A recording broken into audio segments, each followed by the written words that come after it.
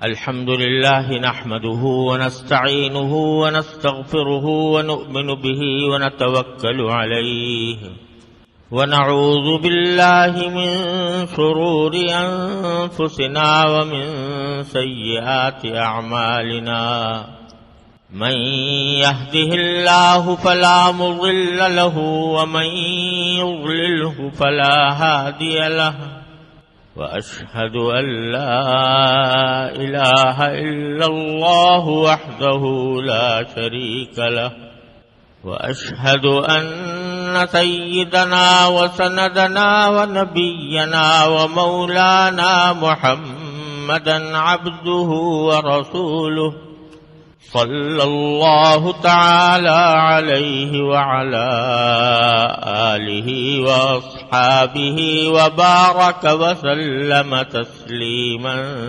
كثيرا أما بعد فأعوذ بالله من الشيطان الرجيم بسم الله الرحمن الرحيم قل هو الله أحد الله الصمد لم يلد ولم يولد ولم يكن له كفوا أحد آمنت بالله صدق الله مولانا العظيم وصدق رسوله النبي الكريم ونحن على ذلك من الشاهدين والشاكرين والحمد للہ رب العالمین۔ بزرگان محترم اور برادران عزیز، جو صورت میں نے ابھی آپ کے سامنے تلاوت کی ہے یہ سورہ اخلاص کہلاتی ہے، اور سورہ اخلاص اس لیے کہلاتی ہے کہ اخلاص کے معنی ہے کسی چیز کو خالص کرنا۔ تو اس مبارک صورت میں اللہ تبارک و تعالی کی عبادت کو خالص کرنا مقصود ہے، کہ عبادت صرف اللہ کے لیے ہو، خالص اللہ کے لیے ہو، اس کے ساتھ کوئی ملاوٹ نہ ہو، اس لیے اس کو سورۃ الاخلاص کہتے ہیں۔ اور اس کا شان نزول یہ ہے کہ جب اللہ تبارک و تعالی کے حکم سے نبی کریم سرور دو عالم صلی اللہ علیہ وسلم نے مکہ مکرمہ میں توحید کی دعوت کا آغاز کیا۔ آپ جانتے ہیں کہ اس وقت مکہ مکرمہ ہی کیا بلکہ پورے عرب میں بلکہ پوری دنیا میں بت پرستی کا بڑا زبردست رواج تھا۔ لوگ اپنے ہاتھوں سے بت بناتے اور ان کو پوجتے تھے، ان کو اپنا مشکل کشا، حاجت روا، کارساز سمجھتے تھے۔ کسی بت کے بارے میں سمجھتے تھے کہ یہ ہمیں رزق دیتا ہے، کسی بت کے بارے میں سمجھتے تھے کہ یہ ہمیں ہماری صحت دیتا ہے، شفا دیتا ہے، کسی بت کے بارے میں سمجھتے تھے کہ یہ ہمیں اولاد دیتا ہے۔ تو بہت سارے خداؤں کو، اپنے من گھڑت خداؤں کو معبود بنایا ہوا تھا اور انہی کی عبادت کرتے تھے۔ اللہ تبارک و تعالیٰ کے حکم سے جب نبی کریم سرور دو عالم صلی اللہ علیہ وسلم نے توحید کی دعوت کا آغاز کیا تو لوگوں کو یہ سمجھانے کی کوشش کی کہ ارے بھائی یہ تو بت تم نے خود اپنے ہاتھوں سے بنائے ہیں، یہ کیسے تمہاری مشکل دور کر سکتے ہیں، کیسے تمہاری حاجتیں پوری کر سکتے ہیں؟ حاجتیں تو وہی پوری کر سکتا ہے جس نے اس پوری کائنات کو پیدا کیا ہے، جو تمہارا بھی خالق ہے، تمہارے آباء و اجداد کا بھی خالق تھا، جو آسمان و زمین اور پہاڑ اور دریا اور ہوائیں اور موسم سب اسی کے پیدا کیے ہوئے ہیں۔ تو عبادت اسی کی کرنی چاہیے، کسی اور کی نہیں۔ لا الہ الا اللہ کے معنی یہی ہے، اللہ کے سوا کوئی بھی عبادت کے لائق نہیں۔ یہ دعوت آپ نے پیش کی تو بعض جاہل قسم کے مشرکوں نے اس کے جواب میں رسول کریم صلی اللہ علیہ وسلم سے پوچھا کہ اللہ میاں کس چیز کے بنے ہوئے ہیں، وہ کس مادے سے بنے ہوئے ہیں؟ وہ سونے کے بنے ہوئے ہیں، چاندی کے بنے ہوئے ہیں، لوہے کے بنے ہوئے ہیں، کہیں چیز کے بنے ہوئے ہیں؟ کیونکہ دماغ میں خداؤں کا تصور تو وہی بتوں جیسا تھا نا، کہ کوئی بت پتھر کا بنا ہوا ہے، کوئی پیتل کا بنا ہوا ہے، کوئی لوہے کا بنا ہوا ہے، تو اللہ تبارک و تعالیٰ کے بارے میں جب اللہ تعالیٰ نے جب حضور نے فرمایا کہ اصل تمہارا پیدا کرنے والا تو اللہ تبارک و تعالیٰ ہے اور اس کے سوا کوئی معبود نہیں ہے، تو ان جاہلوں نے یہ سوال کیا کہ وہ اللہ میاں کس چیز کا بنا ہوا ہے، اس واسطے کہ یہ بت تو ہمیں نظر آ رہے ہیں آنکھوں سے کہ یہ فلاں فلاں چیز کے بنے ہوئے ہیں، تو ہم ان کی پرستش کرتے ہیں، لیکن جس اللہ کی طرف آپ دعوت دے رہے ہیں وہ کس چیز کا بنا ہوا ہے؟ بعض نے تو یہ سوال کیا جاہلوں نے، اور بعض نے یہ سوال کیا کہ اللہ تبارک و تعالیٰ کا نسب نامہ کیا ہے، نسب شجرہ نسب کیا ہے ان کا اللہ میاں کا، کیونکہ دنیا میں ہم جب کسی انسان کے بارے میں معلومات حاصل کرتے ہیں تو پوچھتے ہیں بھئی تم یہ کس کے بیٹے ہو، تمہارا باپ کون تھا، باپ کون تھا، دادا کون تھا، پردادا سگردادا، تو اس کا نسب ہمیں معلوم ہوتا ہے۔ تو اللہ میاں کا کیا نسب ہے، وہ کس کے بیٹے ہیں اور کس کے پوتے ہیں؟ تو اس طرح کے فضول جاہلانہ سوالات کیے، حالانکہ ذرا سی بھی عقل ہو تو آدمی سوچ لے کہ اگر اللہ میاں بھی یہ پیتل اور لوہے اور یہ سونے سے بنے ہوئے ہوں تو اس کا مطلب یہ کہ وہ خدا تو نہ ہوئے۔ خدا تو وہ ہوتا ہے کہ جو کسی چیز سے بنا کا محتاج نہیں ہوتا، سب اس کے محتاج ہوتے ہیں، کوئی اس کا محتاج نہیں ہوتا۔ تو اگر سونے کے بنے ہوئے ہوتے تو اس کا مطلب ہے کہ سونا پہلے وجود میں آیا اور اللہ میاں بعد میں وجود میں آئے، اور سونے کو کسی نے ڈھال کے معاذ اللہ تعالیٰ کی شکل میں بنا دیا تو اللہ تعالیٰ وجود میں آ گئے۔ یہ معمولی سی سمجھ والا آدمی بھی سمجھ سکتا تھا، لیکن ایسے ہی فضول سوالات ان لوگوں نے کیے تو اس پر یہ سورہ اخلاص نازل ہوئی، جس میں بڑے ہی عجیب انداز میں اللہ تبارک و تعالیٰ کی صفات بیان فرمائی گئی، اور سورت ایسی نازل ہوئی کہ ایک حدیث میں آتا ہے کہ نبی کریم سرور عالم صلی اللہ علیہ وسلم نے ایک مرتبہ صحابہ کرام سے فرمایا کہ تم لوگ ذرا سب جمع ہو جاؤ تو میں تمہارے سامنے 1/3 قرآن کی تلاوت کروں گا، 1/3 قرآن کی۔ تو سارے حضرات جمع ہو گئے، تو اس پر نبی کریم صلی اللہ علیہ وسلم نے اس سورہ اخلاص کی تلاوت فرمائی اور فرمایا کہ یہ سورت جو ہے یہ 1/3 قرآن کے برابر ہے۔ اس لیے اس سے فقہاء کرام نے یہ مستنبط کیا کہ اگر کوئی شخص سورہ اخلاص کی تلاوت کر لے تو اتنا ثواب ہے جتنا 1/3 قرآن کی تلاوت کرنے کا ثواب ہوتا ہے، اور اس کا مطلب یہ ہوا کہ 3 مرتبہ اگر سورہ اخلاص کی تلاوت کر لے تو گویا پورے قرآن کی تلاوت کر لی۔ اس لیے آپ نے دیکھا ہوگا کہ جب ایصال ثواب کسی کو کیا جاتا ہے، جب آپ نے بھی سنا ہوگا کہ کسی کی قبر پر جا کر اس کو سلام عرض کیا جاتا ہے، اور سلام کرنے کے بعد پھر عام طور سے یہ مشورہ دیا جاتا ہے کہ بھئی 3 مرتبہ قل اللہ احد پڑھ کے اس کو ثواب پہنچا دو۔ تو ویسے تو کوئی بھی سورت پڑھ کے ثواب پہنچا دے، سورت بھی نہ پڑھے، ذکر کر لے، کوئی سبحان اللہ کہہ دے، اس کا ثواب پہنچا دے، ویسے ہی دعائے مغفرت کر دے، سب کچھ جائز ہے، کوئی خاص طریقہ متعین نہیں ہے شریعت کے اعتبار سے۔ کسی کی قبر پر جا کر کچھ پڑھنے کا کوئی خاص طریقہ شریعت نے متعین نہیں کیا۔ یہ ضرور کہا ہے بھائی جب جاؤ تو قبر والے کو سلام کر لو، السلام علیکم ورحمۃ اللہ، لیکن کوئی خاص ذکر پڑھنے کے لیے شریعت نے متعین نہیں کیا۔ لیکن بزرگوں نے یہ فرمایا کہ بھئی جب کچھ پڑھنا ہو تو بہتر یہ ہے کہ 3 مرتبہ قل اللہ احد پڑھ کر اس کا ثواب پہنچا دو، کیونکہ یہ تقریباً ایسا ہو جائے گا جیسے کہ پورا قرآن پڑھ کر ایک قرآن کا ثواب پہنچا دیا۔ تو اس لیے اس کی یہ فضیلت بھی بیان ہوئی ہے حدیث میں۔ اور ایک حدیث میں آتا ہے کہ ایک صحابی تھے، وہ بکثرت نماز میں قل اللہ احد بہت کثرت سے پڑھا کرتے تھے۔ تو حضور اقدس صلی اللہ علیہ وسلم سے نے پوچھا کہ بھئی تم بہت کثرت سے قل اللہ پڑھتے ہو تو اس کی وجہ کیا ہے؟ تو انہوں نے کہا کہ یا رسول اللہ مجھے اس سورت سے محبت بہت ہے، میں اس سورت سے بہت محبت کرتا ہوں تو اس واسطے پڑھتا ہوں۔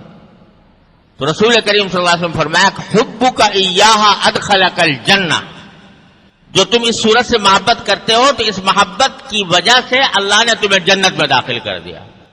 تو اس واسطے اس سورت کی اس لحاظ سے بڑی عظیم فضیلت ہے. اور ایک حدیث میں آتا ہے کہ اگر کوئی شخص یہ سورت قل واللہ احد صبح شام پڑھا کرے تو اللہ تعالیٰ اس کے حاجتوں کے لیے کافی ہو جاتا ہے. یہ الفاظ بھی آئے ہیں.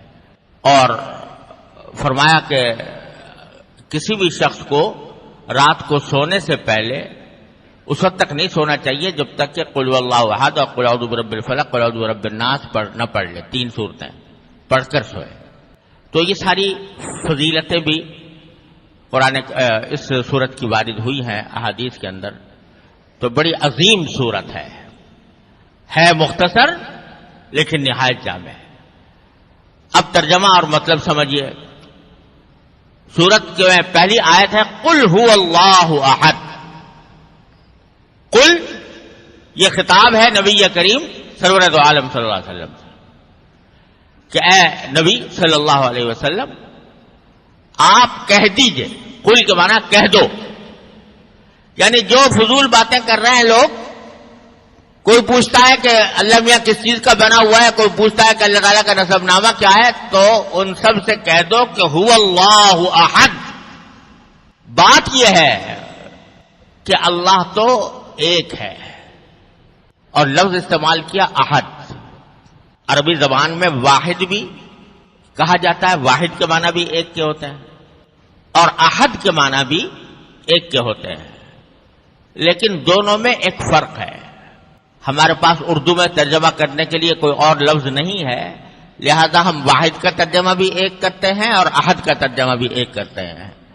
لیکن عربی زبان بڑی وسیع زبان ہے، اس میں ہر لفظ کے کہا جاتا ہے کہ عربی زبان میں کوئی لفظ مرادف نہیں ہے، یعنی ایک ہم معنی لفظ کوئی نہیں. ہر لفظ میں کوئی نہ کوئی ایسی بات ہوتی ہے جو دوسرے لفظ میں موجود نہیں. تو احد بھی ترجمہ اگرچہ اس کا بھی ایک کیا جاتا ہے، لیکن دونوں میں فرق یہ ہے کہ جب واحد کہتے ہیں تو واحد کے معنی تو یہ واحد مقابلے میں ہوتا ہے اثنین ثلاثہ کے، یعنی ایک جو مقابلے میں ہے 2 کے اور 3 کے. تو اگر یہ کہا جائے کہ اللہ واحد ہے تو اس کے معنی یہ ہے کہ خدا 2 نہیں ہے، 3 نہیں ہے، 4 نہیں ہے، 5 نہیں ہے، ایک ہے. تو وہ ایک معنی میں ہے ایک سے زیادہ کی نفی کرنے کے لیے، ایک سے زیادہ کا احتمال ختم کرنے کے لیے واحد کا لفظ استعمال ہوتا ہے. کہتے ہیں اللہ ایک ہے، کیا معنی؟ واحد ہے اگر کہیں گے تو معنی کیا ہے کہ اللہ میاں 2 نہیں ہے، ایک ہی ہے. اور احد کہا جاتا ہے اس چیز کو جس کے اندر کوئی جز نہ ہو، جز ہی کوئی نہ ہو. مثلا ایک چیز ہے جو 10 چیزوں کی بنی ہوئی ہے تو ایک ہی، لیکن 10 چیزیں مل کر وہ ایک چیز بنی ہے. اب یہ کرسی ہے، مثلا یہ کرسی ایک ہے، جب پوچھو گے تو کیا کہیں گے کہ ایک ہے، لیکن یہ واحد تو ہے، احد نہیں ہے. کیوں نہیں ہے؟ اس واسطے کہ یہ بہت ساری چیزیں مل کر بنی ہے. لکڑی، پائے کی لکڑی الگ ہے، ہتھے کی لکڑی الگ ہے، پیچھے پشت کی لکڑی الگ ہے، اس میں وہ بھی لگا ہوا ہے، گدا بھی لگا ہوا ہے، اس میں کیلیں بھی لگی ہوئی ہے. تو یہ ہے تو واحد لیکن احد نہیں ہے، اس واسطے کہ اس کے بہت سارے اجزاء ہیں اور بہت سارے اجزاء سے مل کر یہ ایک کرسی بنی ہے. تو جب اردو میں ہم کہیں گے تو ایک ہی کہیں گے نا، لیکن عربی زبان میں ہم اس کو واحد تو کہہ سکتے ہیں لیکن احد نہیں کہہ سکتے. احد اس لیے نہیں کہہ سکتے کہ اس کے بہت سارے اجزاء ہیں. احد اس کو کہیں گے جس کا کوئی جز ہی نہیں سرے سے، وہ کسی چیز سے مل کر نہیں بنا، اس کے کوئی اجزاء ترکیبی نہیں ہے، اس کے کوئی انگریڈینٹس نہیں ہے، اس کے کوئی عناصر نہیں ہے جس سے مل کر وہ بنا ہو. تو هو اللہ احد، بات یہ ہے کہ اللہ تو احد ہے. کیا مانا؟ کہ وہ تو کسی چیز سے نہیں بنا، اس کے کوئی اجزاء نہیں ہے، یہ جو تم کہہ رہے ہو کہ سونے سے بنا ہوا ہے یا لوہے سے یا پیتل سے یا کس چیز سے، تو اس کا کوئی جز نہیں، اس کا کوئی مادہ نہیں، وہ تو ایک ایسی ذات ہے جو سارے مادوں کی خالق ہے. سارے کائنات میں ایک ایک چیز جو پائی جاتی ہے، چھوٹی ہو یا بڑی، وہ اللہ تبارک و تعالیٰ کی پیدا کی ہوئی ہے. لہذا اللہ احد ہے، اس کا کوئی جز نہیں، وہ کسی چیز سے مرکب نہیں. لہذا سوال ہی بیکار ہے کہ سونے سے بنا ہوا ہے یا پیتل سے بنا ہوا ہے یا لوہے سے بنا ہوا ہے، کس چیز سے بنا ہوا ہے؟ وہ تو احد ہے. احد کیوں ہے؟ اس کی اجزا کیوں نہیں ہے؟ اس لیے کہ اللہ صمد، اللہ صمد ہے. اب یہ صمد بھی ایسا لفظ ہے کہ اردو میں ترجمہ کرنا بڑا مشکل ہے. اس کا صحیح ٹھیک ترجمہ کرنا. اگر قرآن کریم کے ترجمے اٹھا کر دیکھو تو صمد کا ترجمہ عام طور سے یہ کیا جاتا ہے کہ اللہ بے نیاز ہے. صمد کے معنی بے نیاز. لیکن یہ طرح ایک لفظ سے اس کا پورا معنی ادا نہیں ہوتا، پورا مفہوم ادا نہیں ہوتا. صمد عربی زبان میں کہتے ہیں کسی ایسی ذات کو کہ ساری مخلوقات اس کی محتاج ہوں، سب اس کے محتاج ہوں، وہ کسی کا محتاج نہ ہو. صمد کہا جائے گا اس کو کہ جس کو بھی کوئی حاجت پیش آئے، کوئی ضرورت پیش آئے تو اس کے پاس جائے، اس سے مانگے کہ مجھے یہ حاجت پیش آ گئی، میری حاجت پوری کر دیجیے اس کو. اور وہ کبھی کسی کا حاجت مند نہ ہو، اس کو کبھی کسی کی ضرورت نہ ہو. اس کے ساتھ کبھی ایسا نہ ہوتا ہو کہ اس کو ضرورت پیش آئی تو وہ کسی دوسرے سے جا کر اپنی ضرورت پوری کرائے. تو وہ سب کا کارساز ہو، سب کی حاجتیں پوری کرنے والا ہو، اور اس کو کسی کی احتیاج نہ ہو، اس کو کسی کی حاجت نہ ہو. ایسی ذات کو کہتے ہیں صمد. تو اللہ صمد، اللہ تعالیٰ صمد ہے، یعنی سب کو اس کی ضرورت ہے، اس کو کسی کی ضرورت نہیں. چونکہ سب کو اس کی ضرورت ہے اور اس کو کسی کی ضرورت نہیں، تو اگر وہ کسی چیز سے بنا ہوا ہوتا، کسی بھی چیز سے، سونے سے، چاندی سے، کسی بھی چیز سے، تو اس کا مطلب یہ ہوتا کہ وہ اپنے وجود میں اس سونے کا محتاج ہے. فرض کرو ایک زیور ہے، وہ سونے کا بنا ہوا ہے، تو زیور وجود میں آ نہیں سکتا جب تک کہ پہلے سونا موجود نہ ہو. جب سونا ہوگا، اس کو ڈھالا جائے گا تو زیور بنے گا. تو زیور محتاج ہے کس کا؟ سونے کا. تو اگر اللہ تبارک و تعالیٰ کو کہا جائے کہ وہ سونے کا بنا ہوا ہے تو اس کے معنی اللہ میاں محتاج ہو گئے سونے کے، حالانکہ اللہ تعالیٰ کسی کا محتاج نہیں. تو اس واسطے بھی وہ کسی چیز سے بنا ہوا نہیں ہو سکتا. اور دوسری طرف سارے اس کے محتاج ہیں، سارے اس کے محتاج ہیں، یعنی سونا بھی اس کا محتاج ہے. جب ساری مخلوقات اس کے محتاج ہیں تو سونا بھی اس کا محتاج ہے. یعنی وہ وجود، سونا وجود میں آ نہیں سکتا جب تک کہ اللہ تعالیٰ اس کو پیدا نہ کرے. لہذا سونا تو خود محتاج ہے اللہ تبارک و تعالیٰ کا اپنے وجود میں. جب تک اللہ تعالیٰ اس کو پیدا نہیں کرے گا، اس وقت تک پیدا نہیں ہوگا. تو وہ تو وجود میں آیا اللہ کے پیدا کرنے سے، جس کے معنی اللہ تعالیٰ پہلے سے موجود تھے، سونا بعد میں اللہ تعالیٰ کی تخلیق سے وجود میں آیا. تو اس واسطے وہ سونا ہو یا چاندی ہو یا لوہا ہو یا پیتل ہو یا پتھر ہو یا کوئی اور چیز ہو، اللہ تعالیٰ کسی چیز سے بنا ہوا نہیں. اب جیسے انسان ہے، گوشت پوش کا بنا ہوا ہے، ہڈیاں گوشت پوش، تو انسان محتاج ہے اس کا، گوشت پوش ہڈیوں کا. اگر یہ نہ ہو تو انسان کا وجود ختم، تو محتاج ہے اس کا. تو اللہ تعالیٰ نہ گوشت ہے، نہ پوست ہے، نہ ہڈی ہے، نہ سونا ہے، نہ چاندی ہے، نہ پیتل ہے، نہ لوہا ہے، نہ پتھر ہے، نہ کوئی اور مادہ ہے. وہ تو ایسی ذات ہے کہ سب اس کے محتاج ہیں. یہ معنی اللہ الصمد. پھر فرمایا کہ لم یلد ولم یولد. یہ جواب ہے ان کا جو کہہ رہے تھے لمیہ کا نسب نامہ کیا ہے، اللہ تعالیٰ کا باپ دادا کون ہے یا اس کی اولاد کون. فرمایا لم یلد ولم یولد، نہ اس نے کسی کو جنا اور نہ وہ کسی سے جنا گیا. یعنی نہ اس کا کوئی باپ ہے نہ اس کا کوئی بیٹا ہے. کیوں نہیں ہے؟ اس واسطے کہ جب وہ محتاج نہیں کسی کا، سب اس کے محتاج ہیں. اگر کہو کہ وہ کسی باپ سے پیدا ہوا تو اس کے معنی تو یہ ہوئے کہ وہ محتاج ہو گیا باپ کا. بیٹا جو ہے اپنے وجود میں آنے میں محتاج ہوتا ہے باپ کا.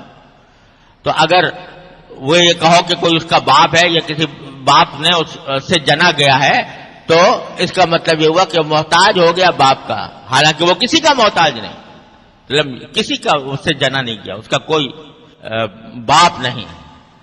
اور اسی طرح اس کا کوئی بیٹا نہیں، کوئی اولاد نہیں.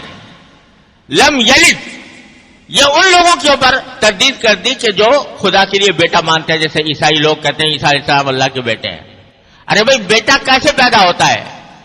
بیٹا جو ہوتا ہے وہ باپ کا ایک جز ہوتا ہے، باپ ہی سے نکلتا ہے اور باپ ہی کا ایک جز سمجھا جاتا ہے. تو جب یہ کہہ دیا کہ اللہ تعالیٰ کا کوئی جز ہی نہیں، وہ تو بے نیاز ہے ہر جز سے، تو پھر بیٹا کیسے ہوگا؟ لہذا بیٹا ہو ہی نہیں سکتا باپ کا بیٹا، اللہ تعالیٰ کا کوئی بیٹا ہو ہی نہیں. لم یلد، اس کا کوئی بیٹا ہو نہیں سکتا، کیونکہ بیٹا جو ہوتا ہے وہ جز ہوتا ہے باپ کا، اور اللہ تعالیٰ کا کوئی جز نہیں. اور دوسری بات یہ ہے کہ اگر بیٹا ہوتا، فرض کرو الیاذ باللہ، تو بیٹا جو ہے سوال یہ ہے کہ وہ بھی خدا ہوتا یا نہ ہوتا. اگر وہ بھی خدا ہوتا تو خدا دو ہو گئے، اور ایک سے زیادہ خدا کا تصور ممکن نہیں، اس واسطے بھی بیٹا نہیں ہو سکتا. تو لہذا جن لوگوں نے بیٹا کہا یا اولاد کہی ان کی نفی فرما دی. لم یلد ولم یولد، نہ اس کی کوئی اولاد ہے نہ وہ کسی کی اولاد. ولم یکن لہ کفوا احد، اور نہ اس کا کوئی بھی ساجی ہے، یعنی اس کا کوئی ہم پلہ نہیں، اس کا کوئی ساجی نہیں، شریک نہیں، اس جیسا کوئی اور نہیں. اور جتنی مخلوقات پائی جاتی ہیں ان کے مثل دوسرا بھی ہوتا ہے، ایک انسان ہے دوسرا انسان اس کے ہم پلہ ہے، لیکن اللہ تعالیٰ کے ہم پلہ، اللہ تعالیٰ کا ساجی، اللہ تعالیٰ کا شریک کوئی نہیں. ولم یکن لہ کفوا احد. تو قل هو اللہ، کہہ دو کہ بات یہ ہے کہ اللہ ایک ہی ہے، اللہ بے نیاز ہے، نہ وہ کسی کی اولاد ہے نہ اس کی کوئی اولاد ہے، اور اس کا کوئی ساجی نہیں. یہ ہے اس سورۃ کریمہ کا ترجمہ. تو چونکہ اس میں در حقیقت اللہ تبارک و تعالی کی صفات بیان فرمائی گئی ہیں، اور اس میں توحید کی حقیقت بیان فرمائی گئی ہے کہ اب بندے کا کام یہ ہے کہ عبادت کرے تو صرف اللہ کی کرے، اللہ کے علاوہ کسی کی بھی، چاہے وہ کوئی بت ہو، چاہے وہ کوئی فرشتہ ہو، چاہے کوئی وہ نبی ہو، ولی ہو، کسی کی بھی عبادت نہیں، عبادت صرف اللہ کی ہے. اس لیے اس کو سورۃ الاخلاص کہا جاتا ہے کہ یہ اخلاص کی صورت ہے کہ جس میں ملاوٹ کے بغیر اللہ تبارک و تعالیٰ کی عبادت کی نفی فرمائی گئی. اور کیونکہ اس میں فرما دیا گیا کہ اللہ ہی صمد ہے، جس کا مطلب میں نے ابھی عرض کیا کہ سب اس کے محتاج ہیں، وہ کسی کا محتاج نہیں. تو جب سب اس کے محتاج ہیں تو حاجت روا، مشکل کشاں، کار ساز سوائے اللہ کے اور کوئی نہیں ہو سکتا.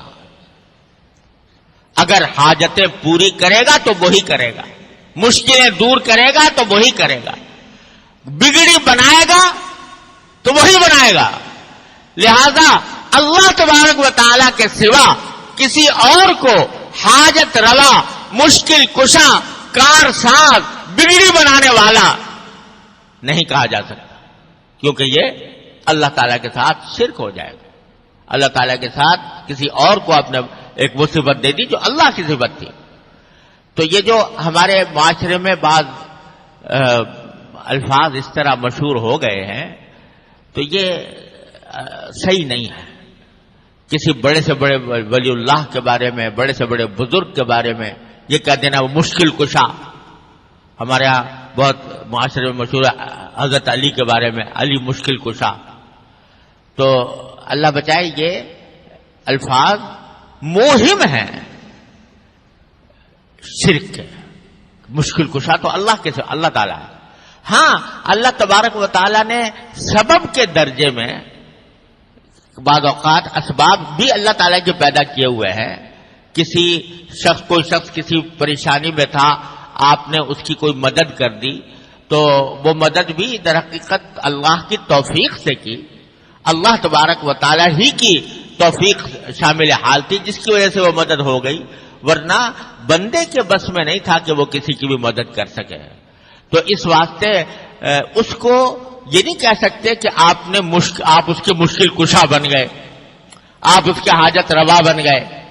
یہ کسی بھی بڑے سے بڑے بزرگ، پیغمبر، نبی، ولی، بزرگان دین میں سے کوئی بھی کسی کو بھی یہ کہنا کہ وہ حاجت روا ہے، مشکل کشا ہے، کارساز ہے، یہ کسی طرح بھی جائز نہیں.